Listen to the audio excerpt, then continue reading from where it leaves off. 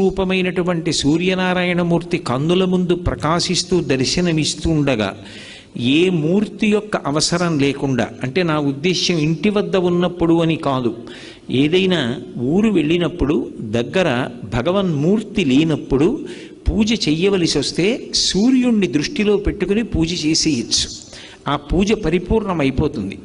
అంత గొప్ప శక్తి ఒక్క సూర్యోపాసన విషయంలో సూర్యనారాయణమూర్తి యొక్క దర్శనం చేత సూర్య ఆరాధనగా, మూర్తి లేకుండా ఆరాధనని శాస్త్రం అంగీకరించింది.